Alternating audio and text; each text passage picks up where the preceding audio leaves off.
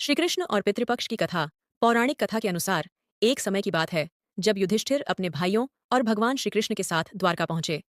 वहां युधिष्ठिर ने श्री कृष्ण से पितृपक्ष और श्राद्ध के महत्व के बारे में पूछा। युधिष्ठिर के प्रश्नों का उत्तर देते हुए श्री कृष्ण ने उन्हें पितरों के महत्व, श्राद्ध अनुष्ठान और इस समय किए जाने वाले कार्यों के बारे में विस्तार से बताया।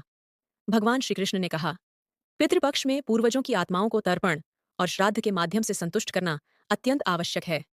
जब मनुष्य अपनी जीवित अवस्था में अपने पितरों के प्रति श्रद्धा व्यक्त करता है तो पितर भी प्रसन्न होते हैं और अपने वंशजों को आशीर्वाद प्रदान करते हैं। पितरों की संतुष्टि से ही संतान, धन, सुख समृद्धि और मानसिक शांति प्राप्त होती है। कथा के अनुसार एक समय एक ब्राह्मण ने पितृपक्ष के दौरान श्राद्ध नहीं किया। जब ब्राह्मण की मृत्यु हो गई, उसकी आत्मा को शांति नहीं मिली और वह पितृलोक में भटकती रही। भगवान श्री कृष्ण ने यह बताया कि जब व्यक्ति अपने पितरों का सम्मान नहीं करता और उनके लिए श्राद्ध आदि नहीं करता तो उसकी आत्मा को मृत्यु के बाद शांति नहीं मिलती और वह सदैव परेशान रहती है। इसलिए पितृपक्ष में श्राद्ध और तर्पण करना हर व्यक्ति का कर्तव्य होता है, चाहे वह किसी भी स्थिति में हो। श्री कृष्ण ने युधिष्ठिर को बताया कि श्राद्ध का सही समय, विधि और मंत्र का उच्चारण अत्यंत महत्वपूर्ण है। उन्होंने कहा कि पितरों को प्रसन्न करने के लिए श्राद्ध के दिन ब्राह्मण भोजन करवाना, दान देना और गाय, भूमि आदि का दान करना शुभ होता है। पितरों के लिए तर्पण करने से उन्हें आशीर्वाद प्राप्त होता है और वे अपनी संतान के जीवन में हर प्रकार की विपत्तियों से बचाते हैं। श्राद्ध की विधि। भगवान श्री कृष्ण ने पितृपक्ष में श्राद्ध और तर्पण करने की विस्तृत विधि भी बताई।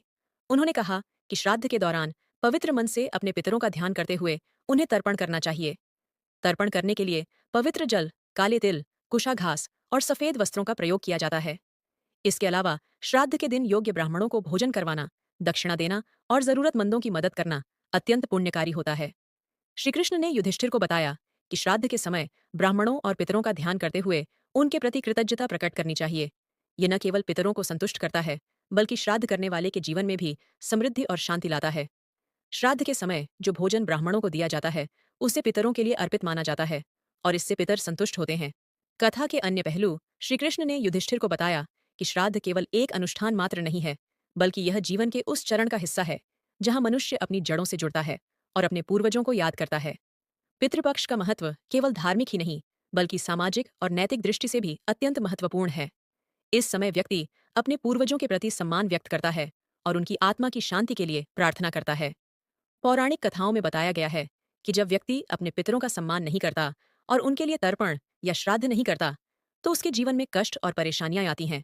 इसके विपरीत जो व्यक्ति श्रद्धा और निष्ठा से पितृपक्ष में श्राद्ध करता है उसे न केवल अपने पितरों का आशीर्वाद मिलता है बल्कि जीवन में सभी प्रकार की समस्याओं से मुक्ति मिलती है। पितृपक्ष का सामाजिक और सांस्कृतिक महत्व।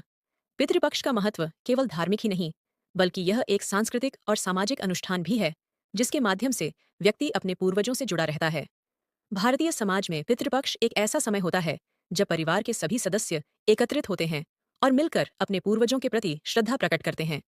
इस समय लोग अपनी जड़ों को याद करते हैं और पूर्वजों की शिक्षाओं को जीवन में अपनाने का संकल्प लेते हैं। पितृपक्ष का महत्व केवल पूजा पाठ तक सीमित नहीं है बल्कि यह व्यक्ति के मन, बुद्धि और आत्मा को शुद्ध करने का समय भी है। इस समय व्यक्ति अपने अतीत से जुड़े रहकर अपने जीवन को एक नई दिशा देने का प्रयास करता है।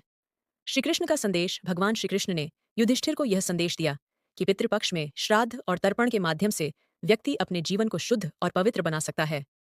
पितरों की आत्मा की शांति के लिए किया गया श्राद्ध न केवल पितरों को संतुष्ट करता है बल्कि उस व्यक्ति के जीवन में भी सुख, शांति और समृद्धि लाता है। इस कथा से यह शिक्षा मिलती है कि पितृपक्ष में अपने पितरों का सम्मान और श्रद्धा के साथ उनकी आत्मा की शांति के लिए अनुष्ठान करना अत्यंत आवश्यक है। यह हमारे जीवन का वह महत्वपूर्ण हिस्सा है जिसके माध्यम से हम अपने पूर्वजों के प्रति कृतज्ञता प्रकट करते हैं और उनके आशीर्वाद से अपने जीवन को सफल बनाते हैं।